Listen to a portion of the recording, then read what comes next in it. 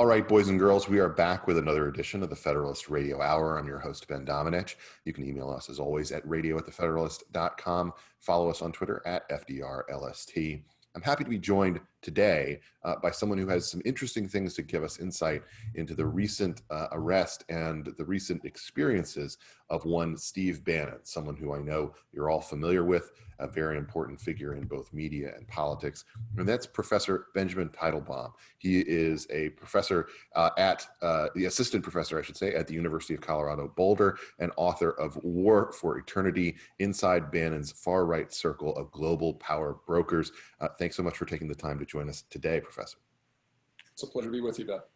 So I read with interest this Wall Street Journal piece that appeared that was titled Lifestyles of the Rich and Populist, that went through a couple of different things about this whole story that actually confused me as well. So I found your article very illuminating, and also talking intelligently about some of the different things that are going on within the media space, things that I'm not sure that a lot of folks necessarily get who are supposed to be paying attention to it, but have instead really been focused more on the White House and things like that. Tell me a little bit about how you became interested in the Steve Bannon story and when you started writing about it.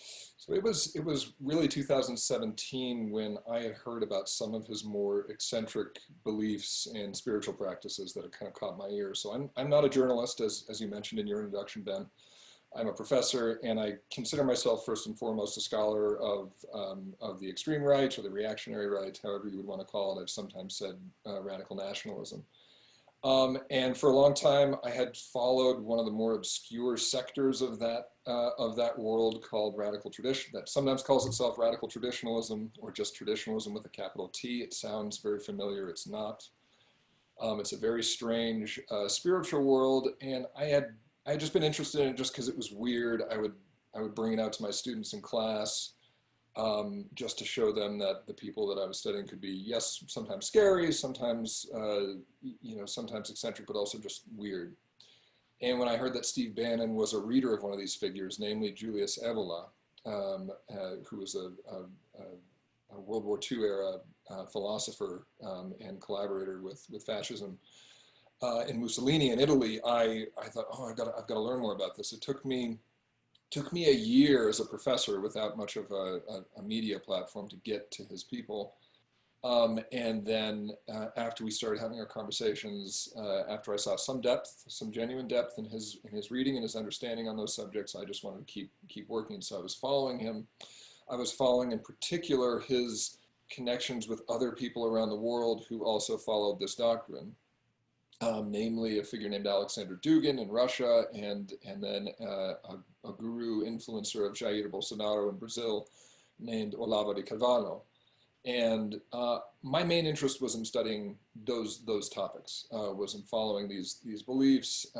But in the process, of course, you get to know the people involved. You also get some new insight into their activities. So I ended up being along the border with Bannon at the wall that this organization, the now notorious organization, built.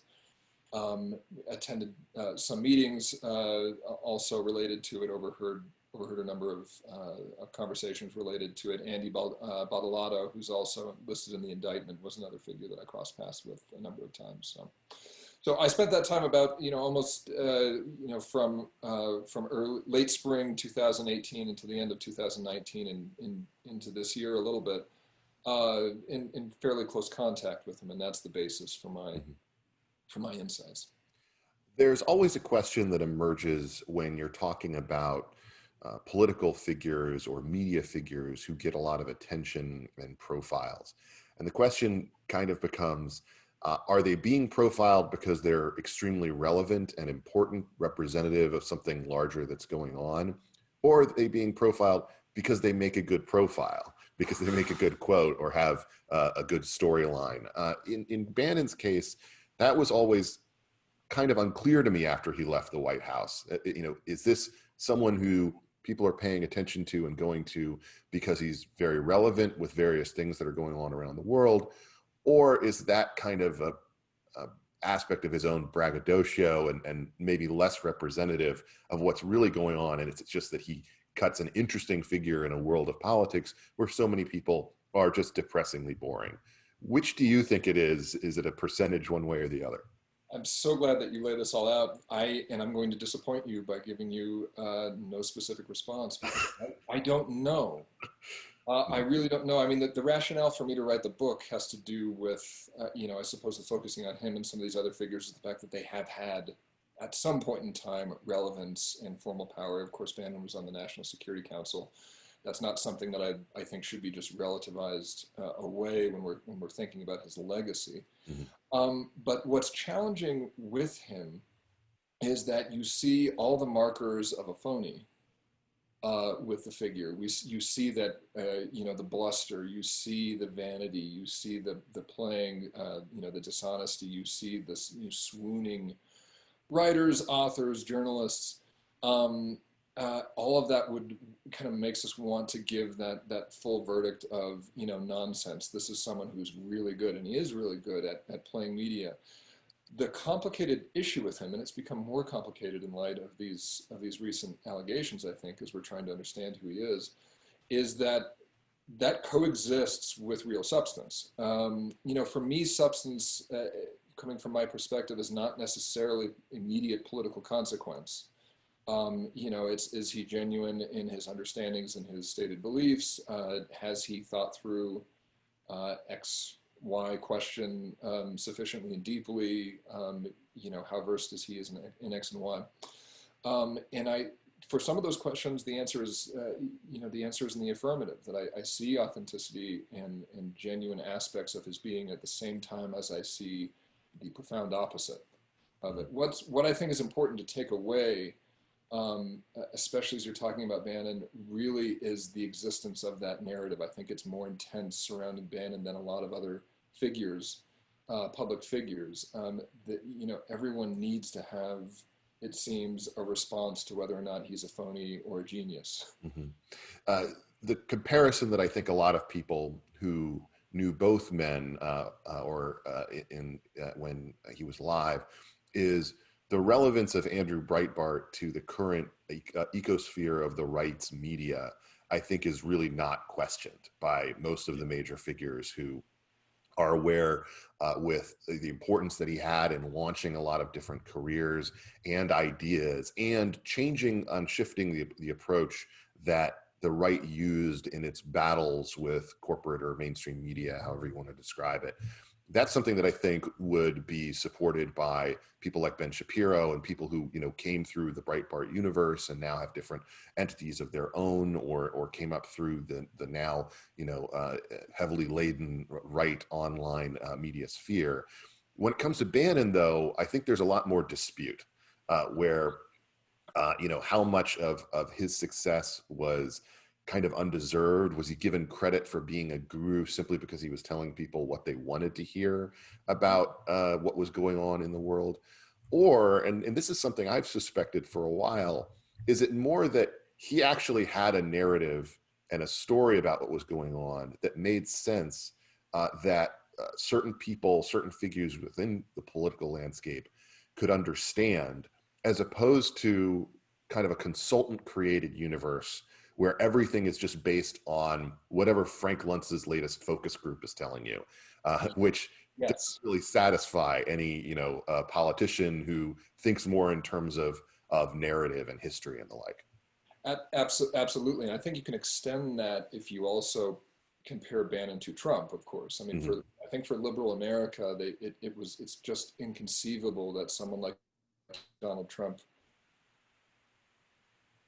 to achieve House. And I think, looking for an explanation, looking for some calculated force, a lot of people have turned to Bannon in that respect. So you can see him as having filled a number of voids in our national conversation, and that can give rise to it. The other thing that I would add, though, too, and this is true for a lot of the other figures around the world that I followed, that if they are going to be influential, it's going to be in fairly intangible ways.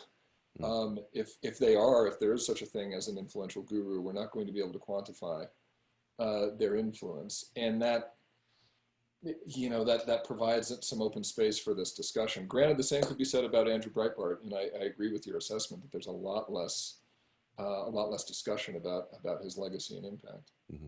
The comparison I guess I would make is I think of the figures in Mike Judge's Silicon Valley who will have all these different nerds bringing them various data points, but then they have some, religious guru comes in who gives them some higher level, example or thesis, and that is what actually connects with them because it seems kind of foreign and interesting. Yes. Tell me a little bit more about, and I promise, get to the questions that I have about this arrest and in that situation. Tell me a little bit more about what you view as animating Bannon during the period in which you were able to have access to him and cover, kind of what he was doing post the White House. So, I mean, certainly a desire to stay relevant, mm-hmm. no doubt, a desire to keep himself in the conversation. And it's no mystery, especially there were a number of exposés maybe 2-3 months ago. It's no mystery that he was trying to get back into good graces and potentially into the actual re-election campaign for Donald Trump. That was part of his goal, but he was also, alongside that, there is his bigger goal to reestablish borders worldwide, mm-hmm. and to attack globalism. He viewed himself as the counterweight to George Soros, and he was trying to do that in any and all places. One thing that I talk a lot about in my books is the particular belief system that I was focusing on, traditionalism. It regards most likely our age, modernity, as being deprived and an age of decadence precisely because of its borderlessness. And it means borders in a really wide conception. And the way to solve that is to take mass entities and break them down and make borders within them mean more, make them matter in new ways. So the European Union project, you have European integration. The response to that, to bring back order and a more virtuous society, is to shatter it into smaller entities, allow nations to reemerge. His work against the Chinese Communist Party with Mao's Gu, which is also under investigation, people should note, that was motivated by this belief that China is the actual, not the United States, not liberalism and universal enlightenment values, but China is the actual force for borderlessness in the world, and for that reason, attack China, stop the Chinese Communist Party, and sovereign nation states and territories, and a new tribalism can start to emerge. And what was taking place on the border in the United States, some of our conversations, put that in the same agenda for him. So. Again, pettiness, and also some higher ideals, whether we think they're virtuous or not. But that was the image that I got of Bannon. To me, other than reorienting our stance toward China, which was something that didn't, I would say, originate with Bannon, or was, he put a different spin on it, but was certainly something that was a view shared by a lot of different China hawks in the broader conservative movement, who felt that had been too little of a priority and that the Obama policy was wrong. What, if anything, do you think that Bannon really achieved out of his time in government?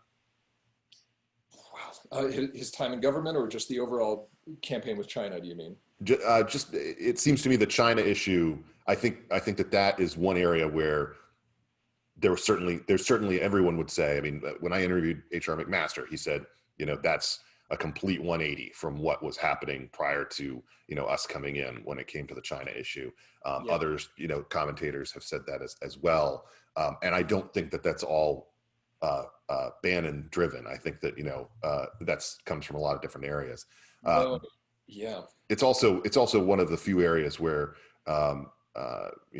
the Donald Trump, prior to being a politician, seemed to be fairly predictable in his animosity. But other than the China issue, do you think that Bannon really got anything out of going into government as opposed to staying in media? he would mention those executive orders that came the very first week of the Trump presidency, and it was particularly The Muslim ban, so-called essentially. Muslim ban, which was upheld, of course, in a notable legal challenge. That,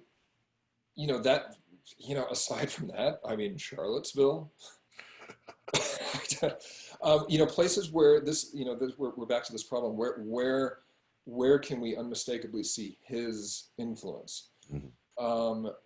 That's fairly difficult. When you talk about China, absolutely there's a broad push. Something I detail in my book also is that Bannon, after his time in the White House, has spent time trying to lobby Russia. He did it on the basis of the spiritual belief I was talking about to one of their kind of guru figures who was also similarly overblown and underestimated at various times. And his claim to them was Russia needs to reunite with the United States on the basis of our shared cultural and religious values, as opposed to secular political disputes over democracy, against China. And yes, the motivations behind that might seem very eccentric, but this is Kissinger. I mean, that also is not a new concept, and it didn't work, by the way. Yeah. When one thing to bear in mind when you look at his impact on China, it might not be what he wanted, but earlier this spring, the Chinese government, the state media, launched a hate campaign against him, essentially. They even took their main evening primetime newscast, which has seen 100 million people or something like that. It's a short newscast, but they took about 2 minutes out of it to have a sort of editorial on Steve Bannon and how terrible he is. And to think that it was puzzling that they would devote that time and energy to someone who does not have any governmental position whatsoever. Does it mean that he was actually behind the scenes doing things to cause them trouble? I'm not sure about that, but they viewed it as useful in some way. Who is this Chinese expat whose boat he was on? Miles Gu, also a major agitator. He's a Chinese billionaire. There's lots of conspiracy theories about him. I won't go into them, but they have been working to try and oppose the Chinese Communist Party. These years have been paying Bannon quite handsomely for it as well. What have they been attempting to do, to the degree that we know?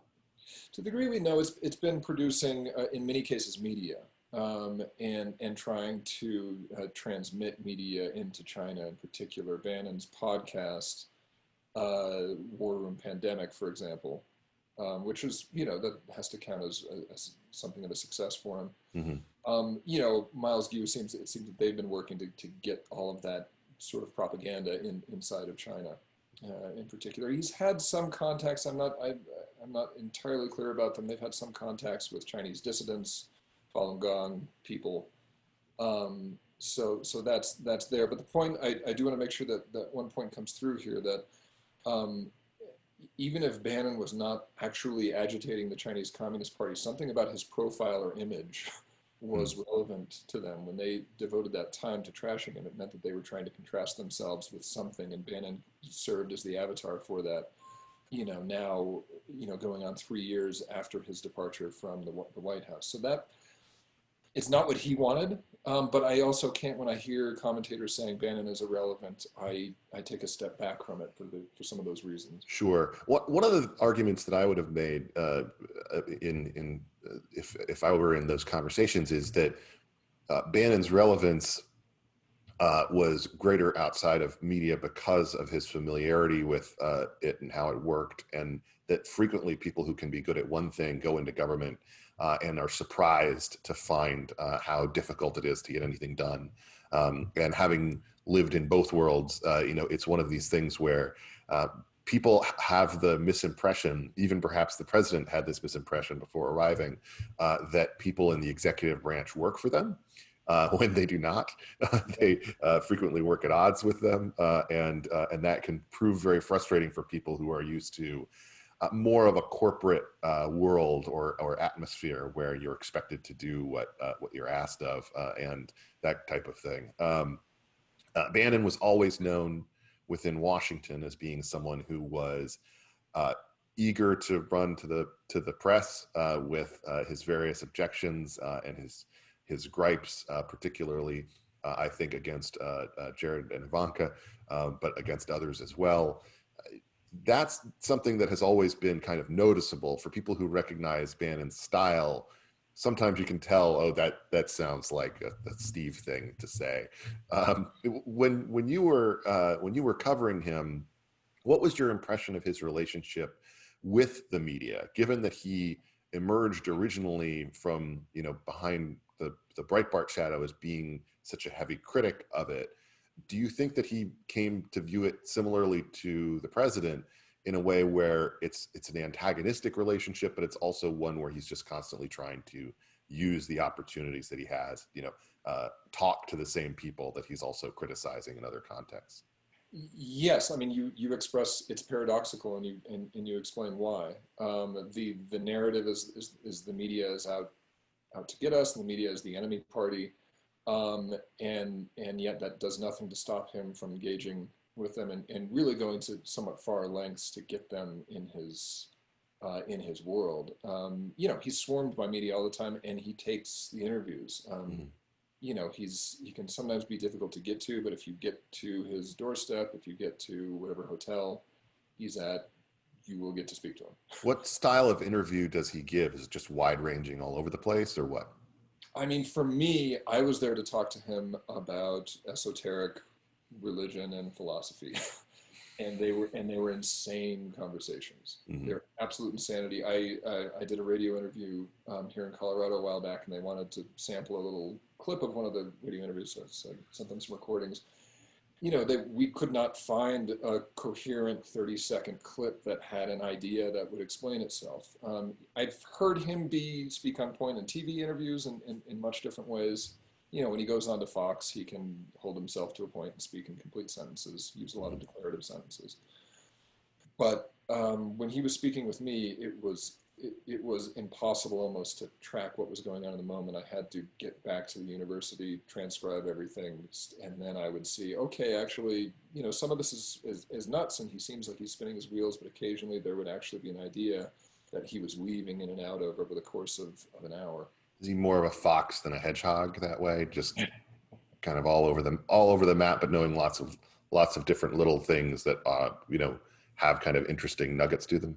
Absolutely. It's one of the reasons why I can't quite say that I think he's a phony. Is you would hear this massive information, all of this name dropping, and I couldn't follow it in the moment, and then I would go back and trace it and say, okay, he is talking about something. He knows this. He has read this. Mm-hmm. Yeah. It reminds me a little bit of this may be an unfair comparison, but it reminds me a little bit in style of Newt Gingrich, in the sense that Gingrich has this lengthy historical knowledge and can jump around and cite the various people and sometimes use that very effectively against people who lack that knowledge, which most politicians do. But at the same time, there's something that you lose with the coherence along the way in terms of the actual focus of what you're trying to achieve. Yes. Yeah, I can tell you, coming from the university world, this is a known phenomenon among professors. Is there a name for it? Oh, I wish. The absent-minded professor actually does not get to it. Mm-hmm. It's something different. It's an overactive mind. It's impressive. It's engaged, but it's not always the most practical.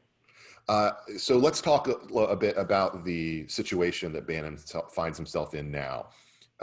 You expressed in your column surprise that I share, that this whole build the wall thing has turned into what it has as a potential real problem for him over what might seem like a smaller amount of money than anything worth that risk.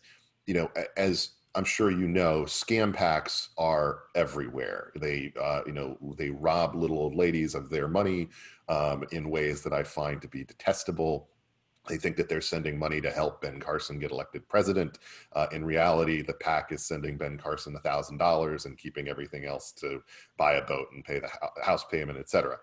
Those things have been around for a long time, mostly operating in direct mail, and they're very irritating. This Build the Wall one was kind of the same thing, but with a different spin on it. We're going to do what the president promised but can't get done because of government. We're kind of explicitly going to do this in this certain way. And so while it set the alarm bell off in my head at the time when it was kind of first going around, oh, this looks like another scam pack, I also didn't really mentally associate Bannon as being all that close with it.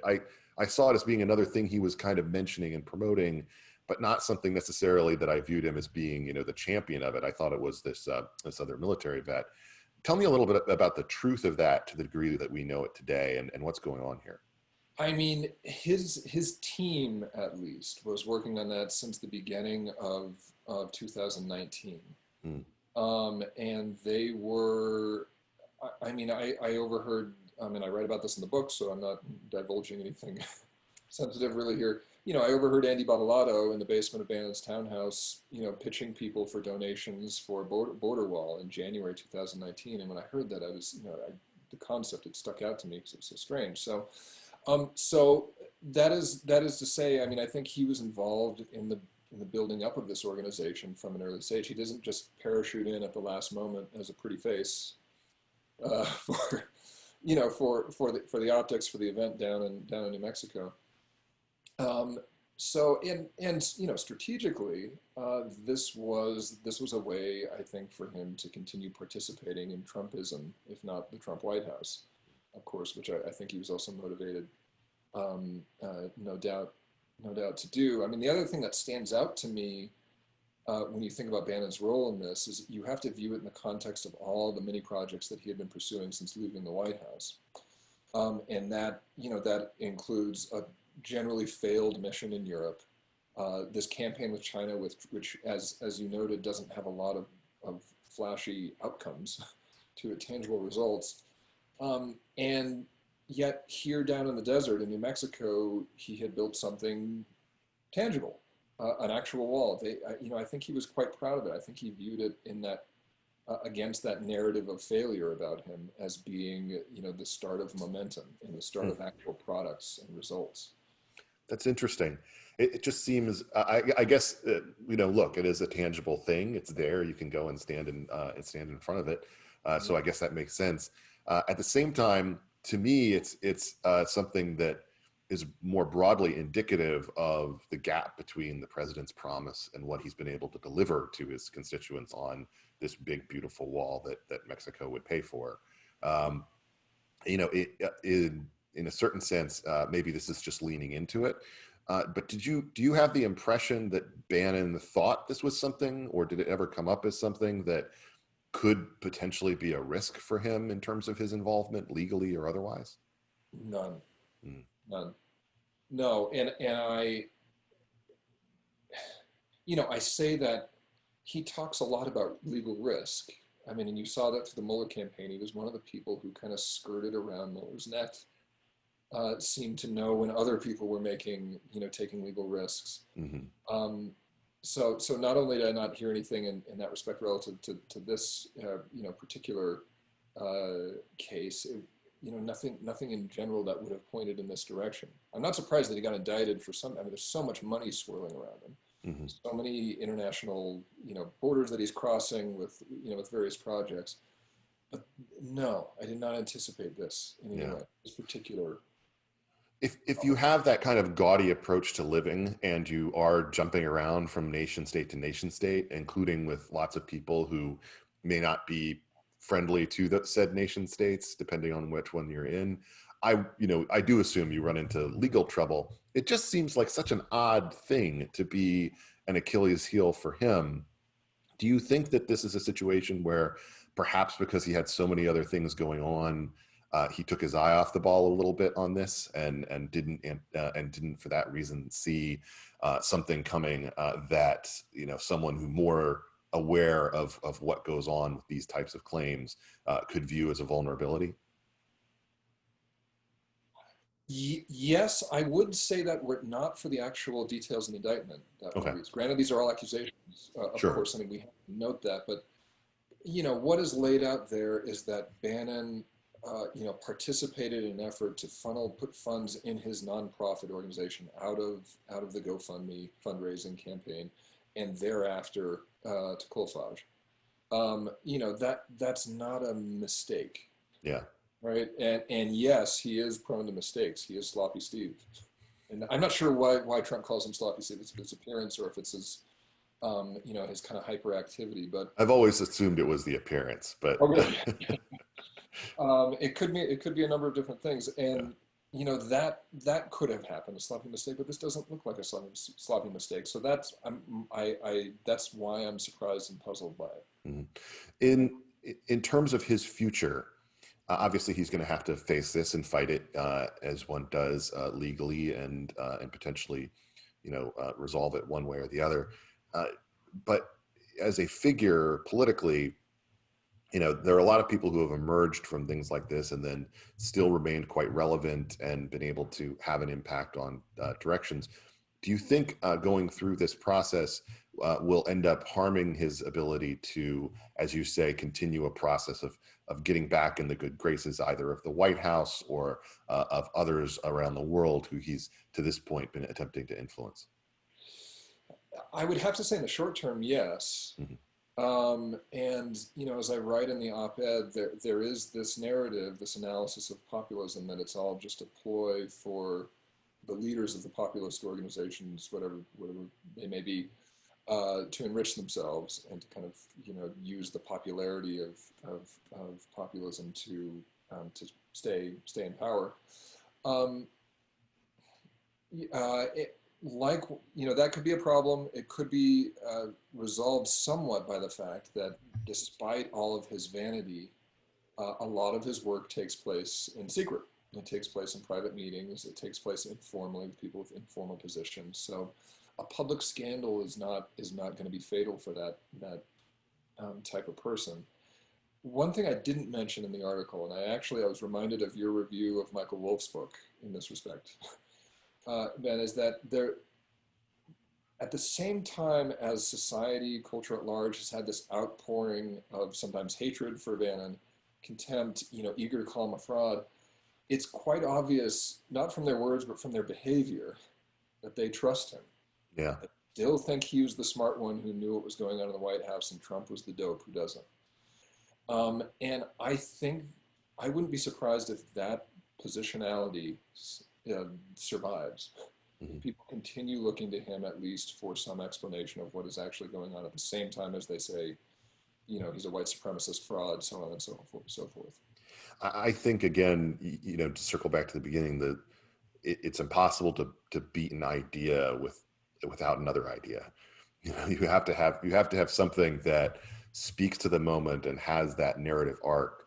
Because if you just have these random mercenary consultants coming in and saying, twist this dial, pull this lever, and that's going to get you this perfect coalition path back to a national government. Those things just they can't last, and they don't appeal to us, I think, on a human level, even though they can prove useful and occasionally right in terms of the way that you target various messages. Um, Absolutely, it's pathos. yeah. He embodies it in the narrative that he's been able to put together, and that's a real narrative. And he's also aware of the power of it too. Mhm. So. I have one more, just a couple quick questions before I let you go, which is, I'm just curious about him, having only met him once, and this being years ago before Trump. I'm curious about kind of his pop cultural consumption.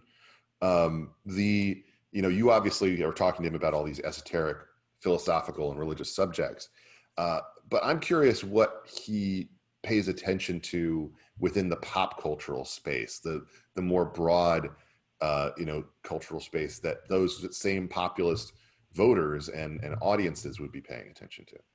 It this is a wonderful question. I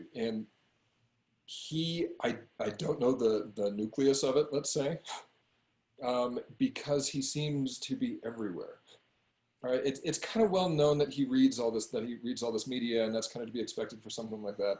But we've had conversations. Here's an odd one. We've had conversations about Scandinavian music, and he knew all Scandinavia's music country stars. Um, and he was, he dialed him up on YouTube like anyone else. He's able to talk about film. Everyone knows he likes film, but he hasn't had he's not known for the craft of the films that he's produced. But, he loves to talk about Groundhog Day. He loves to talk about Seinfeld. I don't know where he has time to do all this. Yeah. It's a mystery to me, but the product, you are entirely right. The way he's able to sometimes speak or anticipate, that's part of his power too, is that he has an eye on culture, was apparent to me. But I don't know what his digest is. I've just seen the outcomes of it. What do you think was his biggest blind spot, or something that he did not anticipate about the challenge that he would face in trying to go through the governmental route as opposed to the cultural media route for what he was trying to do?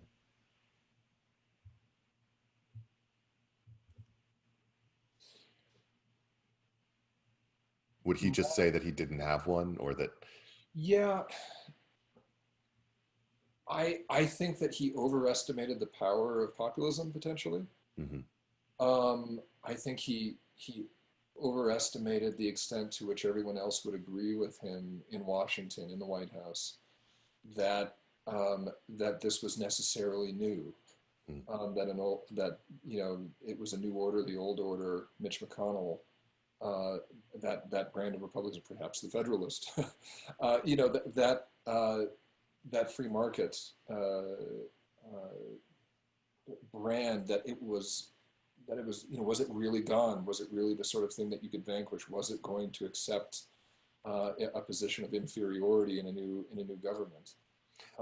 I would suggest that what he failed, and feel free to disagree, I think what he failed to understand is that leadership, populist moments demand leadership in order to channel them into a direction, and that without that leadership, that populism can be exploited by those who can maneuver around it or can guide it into other directions, which is a skill that some politicians have, some successful ones have, but that if that's not the case, if you become more strained in by others who can do that channeling, then it's less useful, and it results in less change than that populist moment necessarily can direct. And we have a very recent example of that, circling back again to Newt Gingrich in the 1994 kind of Republican revolution thing that happened in taking back the Congress, where they have a contract with America that's a lot of different reforms that are sold in a populist moment. But then, because Clinton is better at guiding that populist moment than the Republicans themselves, he ends up triangulating the situation and ends up having a very successful presidency in spite of his impeachment. And so to me, I kind of think that Bannon understood that moment, understood that thing that was happening, but maybe didn't understand all the intricacies of channeling that into something that ends up with a result. And you had to, yes, I mean, there's a lot of truth to what you're saying. The fact you have a populist revolt, if you have essentially cards on the table, you don't get to pick necessarily who picks them up. The only thing I would add to that is to say that the problem might be more generic than just the personalities involved. A problem with anti-establishment movements who gain power is how they maintain their discourse and their charge when they are the establishment, of course. Yes. It's very, very basic. The Ben Folds song, you say you wanted a revolution, how's it feel to be the man? It's no fun to be the man. So I want to thank you, Professor Teitelbaum, for talking to us today. And where can people find your book, and are you working on any new projects? Slowly working on a new project, looking at the unsystemic in politics. We talk so much about the systemic. I'm doing the unsystemic, but they can find my book any place fine books are sold for eternity. Excellent. Thanks so much for taking the time to join us today. I really appreciate it. Thank you. Thank you so much, man. I'm Ben Domenech. You've been listening to another edition of the Federalist Radio Hour. We'll be back soon with more. Until then, be lovers of freedom and anxious for the fray.